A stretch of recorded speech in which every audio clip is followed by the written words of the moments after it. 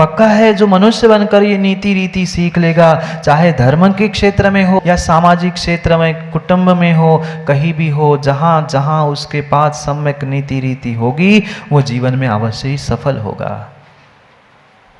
तीर्थंकर भगवान ने किया क्या? क्या नई परिस्थिति उत्पन्न की उन्होंने कोई नए तत्वों की प्ररूपणा की, उन्होंने कोई नए वस्तु स्वरूप बनाए, उन्होंने क्या नया किया?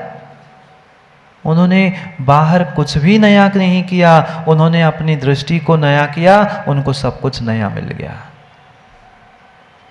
सब कुछ उनका बदल गया। पर समस्या यही है कि हम अपनी सोच, अपनी दृष्टि, अपने विचारों को बदलना नहीं चाहते और हम अपने आप से ही दुखी हो रहे हैं। लगा लो झाड़ू, यहां नहीं, भीतर कर लो सफाई, कर लो सफाई। जो मेरे वजूद में, जो मेरे जीवन में लगी हुई धूल है उसको साफ कर लो। पर क्यों कर रहा हूं इसका भी बोध कर लो। नहीं तो बीसी जैन साहब शरीर की क्रिया, शरीर का पुरुषार्थ करते करते करते करते बचपन से 55 और 55 से 85 के भी हो गए, पर ये बोध नहीं कर पाए। रीति तो कर ली पर नीति नहीं सीख पाए, नहीं सीख पाए। ये अद्भुत अद्भुत ऐसी कला हमारे आचार्य भगवंतों ने हमारे लिए प्रदान की है।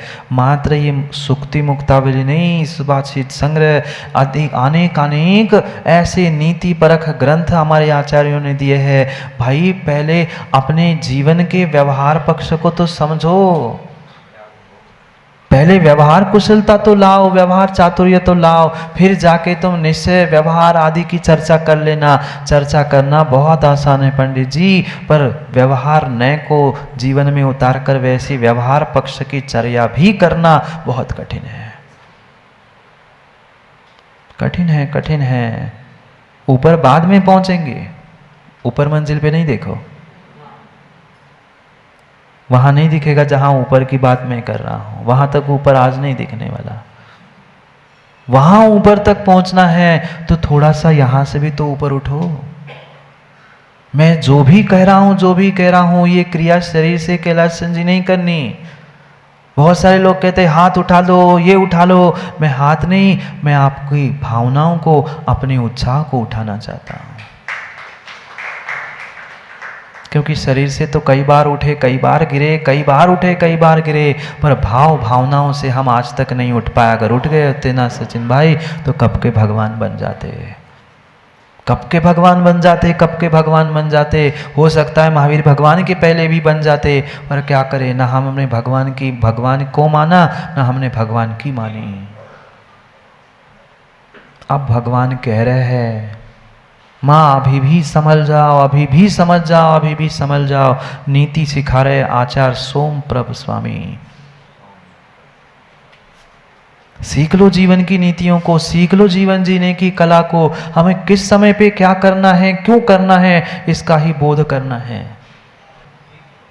प्रत्येक आगम ग्रंथ में कहीं ना कहीं आचार्य भगवंतों ने नीति रीति हमें सिखाई, बताई कि भाई ऐसे जिया जाता है, ये निश्चय है, ये व्यवहार है, ये व्यवहार पक्ष है, ये व्यवहार कुशलता है। सिखाया तो खूब है, लिखा भी खूब है। ये हमारा पुण्य का उदय था, ये पुण्य का उदय था। मनुष्य पर्याय, जैन कुल, सच्चे देव शास्त्र गुरु, समय समय पे उपदेश देशना, सब कुछ मिल रहा है। ये पुण्य का उदय होने पर भी, ये लाभ अंतराय कर्म का उदय होने पर भी माँ भोग अंतराय नहीं है, उसे हम प्राप्त नहीं कर पा रहे, जीवन में उतार नहीं पा रहे।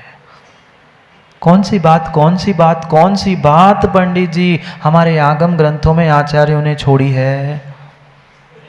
वकील साहब वे तो दिगंबर मुनि थे, दिगंबर आचार्य थे, उनको क्या पड़ी थी? पर ऐसे भी श्रावकाचार्य के ग्रंथ आचार्य भगवंतों ने लिखे कि उन्होंने स्पष्ट लिखा कि श्रावक को दातून कैसी करनी चाहिए। हाँ सचिन, ऐसे देखने की आवश्यकता नहीं, अभी बहुत कुछ समझना पड़ेगा। पानी छानना कैसे, पानी भरना कैसे, पानी की विलछानी कैसे करना, वे तो दिगंबराचार्य थे ना महेंद्र पंडित जी, उनको क्या जरूरत पड़ी थी? अपनी साधना, अपनी सामायिक, अपना ध्यान, अपना स्वाध्याय करते ना। पर ये गुरुओं के माँ परम परम परम उपकार है, जो अपने समय में से समय निकालने के लिए आप सभी श्रावकों के लिए उपदेश दे रहे हैं कि पानी ऐसा छाना जाता है, दातुन ऐसी की जाती है। इसलिए समझाया, क्योंकि अगर हम नहीं समझाते, दिगंबराचार्य नहीं समझाते, तो दूसरे के कहाँ कहीं जाकर भीख मांगता, बता दे पानी कैसे छानना है, बता दे दातुन कैसे करनी है, बता दे ये स्वास्थ्य के बारे में क्या दवाई करूं। पूज्यपाद स्वामी जब अध्यात्म लिखते हैं, समाधि तंत्र लिखते हैं, तब ऐसे लगता है कि बिल्कुल आत्मा में बैठे हैं। और वे ही पूज्यपाद स्वामी व्याकरण लिखते हैं, और वे ही पूज्यपाद स्वामी वह आयुर्वेद भी लिखते हैं। जब पूर्वाचार्यों के पास पंडित जी इतना अनेकांत था, तो उस अनेकांत को हम आज क्यों नहीं ग्रहण कर पा रहे हैं? आज कोई छोटी सी बात कह दे तो आज इतना हल्ला कर देते, हाँ साधु ने कैसे कह दिया, फिर पूज्यपाद स्वामी से कह दो उन्होंने आयुर्वेद क्यों लिख दिया। क्यों? क्योंकि हमारा श्रावक अगर स्वस्थ रहेगा, हमारा श्रावक अगर स्वस्थ रहेगा, हमारा धर्मात्मा अगर वकील साहब स्वस्थ रहेगा, तो हमारा धर्म भी स्वस्थ रहेगा। क्योंकि न धर्मो धार्मिक बिना, धर्मात्मा के बिना धर्म हो ही नहीं सकता। इसलिए करुणा और दया से ओतप्रोत होकर हमारे साधुओं ने, हमारे आचार्यों ने ये जीवन जीने की कला बताई है। वे तो कल्याण कर रहे थे ना, उनको क्या पड़ी थी तुम्हें समझाने की? क्यों लिखा आयुर्वेद ग्रंथ निर्मल जी, कभी उंगली मत उठाना, कभी उंगली मत उठाना पूर्वाचार्यों पर, न पूर्वाचार्यों पर, न वर्तमान के किसी आचार्य साधु पर, किसी पर मत उठाओ उंगली। उठानी तो अपने आप पर उठाओ कि मेरी ऐसी सोच क्यों बनी। आयुर्वेद तो शरीर के लिए ग्रंथ था ना, आत्मा का अध्यात्म ग्रंथ उन्होंने लिख लिया था, उनको विराम लेना था। व्याकरण ये पुद्गल के टुकड़ों को जोड़ना, घटाना, संधि विग्रह, ये समझाने की क्या आवश्यकता थी? पर सोचो, विचार करो, पूर्वाचार्यों की क्या गहरी सोच होगी और क्या बड़ी सोच होगी कि जिन्होंने व्याकरण भी लिखा। क्यों? क्योंकि आप अगर व्याकरण नहीं लिखते तो आज के तथाकथित ज्ञानी, तथाकथित विद्वान जैसे शब्दों को तोड़ मरोड़ कर अपने स्वयं का अर्थ निकाल रहे हैं, वैसे ही पहले से ही होने लग जाता। इसलिए उन्होंने लिखा है। क्या दयनीय स्थिति पंचम काल की है वकील साहब, कभी कभी सोचकर रोना आना बस बाकी होता है। इतना सब कुछ लिख गए आचार्य भगवान, एक एक अक्षर विस्तार से लिख गए, फिर भी हम नहीं समझ पाए, फिर भी हम नहीं सुधर पाए। कहाँ जाएंगे? क्या कमी छोड़ी आचार्यों ने? शरीर के लिए लिखाया, आत्मा के लिए लिखा, मन के लिखा, व्यवहार पक्ष लिखा, निश्चय लिखा, कोई विधा ऐसी अछूती नहीं छूटी है। पर समझने वाले ने समझाई कहाँ है? समझने वाले ने समझाई कहाँ है? आज तक मात्र अपनी सोच, अपनी दृष्टि से ही वो जीता रहा, और छोटी सोच के कारण जीवन में जहां है वही का वही अटका रहा। हर कोई चाहता है मैं आगे बढ़ूं, आप चाहते हो ना जीवन में आगे बढ़ूं, सफलता प्राप्त कर लूं, पर आगे क्यों नहीं बढ़ पा रहा है? क्यों नहीं बढ़ पा रहा है? जैसे व्यक्ति भी पैदल रास्ते पर, पथ पर चलते चलते आगे चलना चाहता है, पर अगर अब इसे एक डॉक्टर छोटी सी पैर में मोच हो तो, पैर में थोड़ी सी भी मोच हो तो, थोड़ी सी भी पैर की मोच उस पथ पर चलने नहीं देती। क्यों सेठ जी, देखा होगा ना आपने, थोड़ी सी भी पैर में मोच हो तो व्यक्ति सीधा कदम रख के मंजिल तक नहीं पहुंच सकता। बिल्कुल ऐसा ही कार्य है। आगे क्यों नहीं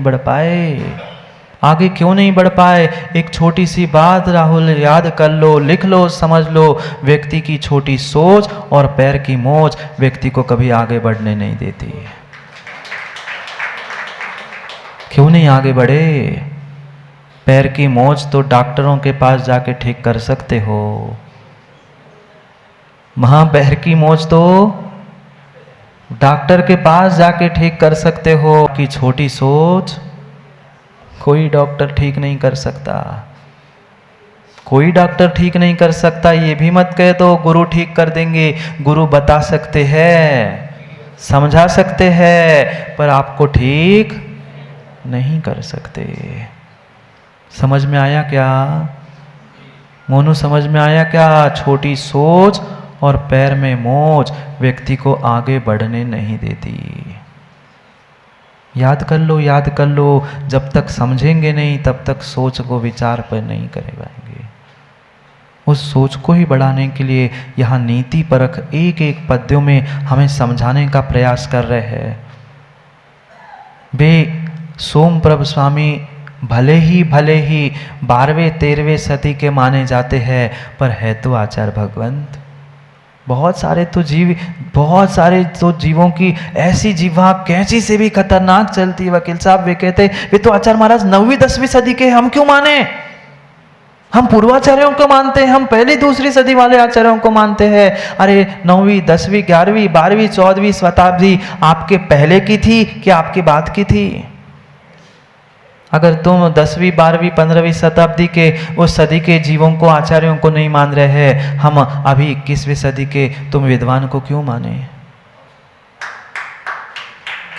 ऐसा ही है निर्मल जी, हम उनको तो नहीं मानते, पर आप हमें मानो। जब तुम उनको ही नहीं मानते, हमारे दादा को, हमारे दादा के दादा को, हमारे दादा के दादा के दादा को नहीं मानते, तो हम तुम्हें क्यों माने?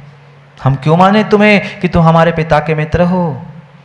हम तुम्हारे अपने पिता के मित्र तभी मानेंगे जब तुम हमारे पिता के दादा के दादा के दादा को मानोगे, तभी तो हम तुम्हें पिता के मित्र मानेंगे। तुम उनको नहीं मानते, हम तुम्हें क्यों मानते? तुम तो 21वीं सदी के हो ना पंडित जी। फिर वे तो 12वें 13वें शताब्दी में उस प्राग वाट नाम के उस दक्षिण प्रांत में, दक्षिण के एक स्थान में उन्होंने अपना जन्म वैश्य कुल में लिया था, क्योंकि कर्ता का भी बोध होना चाहिए। कल ही पंचाशिका की कक्षा में जो आए होंगे उनने पढ़ा होगा, सुना होगा, 6 आवश्यक होते हैं: मंगल, निमित्त, हेतु, प्रमाण, कर्ता और नाम। नाम तो सुन ही लिया, सामने भी लिखा है सुक्ति मुक्तावली। जीवन जीने के लिए सुक्तियाँ बता रहे हैं, मुक्ति प्राप्त करने के लिए सुक्तियाँ बता रहे हैं। वे मुक्त छंदों में जहाँ जैसी आवश्यकता लगी वैसे अनेक प्रकार के छंदों का प्रयोग किया, इसलिए वह मुक्तावली है। नहीं तो लगभग जब ग्रंथ होता है तो एक ही छंद में गाथा सो गाथा गाथा होती है, श्लोक सो श्लोक होते हैं, पर यहाँ ऐसा नहीं है। कहीं गाथा, कहीं श्लोक, कहीं शार्दूल विक्रीडित, कहीं संस्था आदि अनेक प्रकार के छंदों का प्रयोग करते हुए जैसे मोती की माला होती है, एक समान भी होती है, कभी छोटा बड़ा रंगीन अलग अलग प्रकार की भी माला होती है, ऐसी मुक्तावली है, सुक्ति मुक्तावली। सोमप्रभ स्वामी जिनका जन्म काल लगभग 12वीं 13वीं सदी कहा जाता है, दक्षिण के उस प्रागवाट स्थान पर एक वैश्य कुल में उन्होंने जन्म लिया और ऐसे ऐसे संस्कृत प्राकृत के प्रकांड विद्वान थे कि उन्होंने प्राकृत भाषा में 9000 गाथाओं का सुमतिनाथ भगवान का 9000 गाथाओं में चरित्र लिखा है। 9000 गाथा प्रमाण, 9000 गाथा प्रमाण प्राकृत में उन्होंने सुमतिनाथ चरऊ यानी सुमतिनाथ भगवान का चरित्र लिखा है। वे स्वयं नीति परख अपने जीवन के साथ नीति के चारित्र के उपदेशक थे। वास्तव में ये मात्र बुजुर्गों को और मात्र चंद जीवों के लिए नहीं, ये सुक्ति मुक्तावली तो ऐसा ग्रंथ है कि मात्र स्कूल कॉलेज के क्या, संसार के प्रत्येक एक युवा और युवतियों को पढ़ने सुनने जैसा विषय है। आज क्यों चरित्र से भ्रष्ट हो रहे हैं? क्यों धर्म पे कलंक लग रहे हैं? क्यों कुलों पे कलंक लग रहे हैं? क्योंकि जीव ये नहीं समझ पा रहा है, रीति नीति का ज्ञान नहीं कर पा रहा है। माता पिता कोई नहीं है, बच्चों को दोष देने से क्या होगा? माता ही पिता को बोध नहीं है, कैसे जिया जाता है, बच्चों के सामने नहीं लड़ना पड़ता, इतना तक विवेक नहीं है माता पिताओं को। अब बच्चों को क्या समझाओगे? बेटा लड़ना मत। स्वयं झूठ बोल रहे हैं और कहते बेटा झूठ बोलना पाप होता है। वो बेटा भी किसका है? वो बेटा भी आप ही का है। आप ही से फिर झूठ बोल के फिर बताता है हमने तो किया ही नहीं, माँ हमने तो बोला ही नहीं झूठ। ऐसे महान सोमप्रभ आचार्य भगवंत के उस सुक्ति मुक्तावली शतक, इस ग्रंथ को हमने कल प्रारंभ किया है।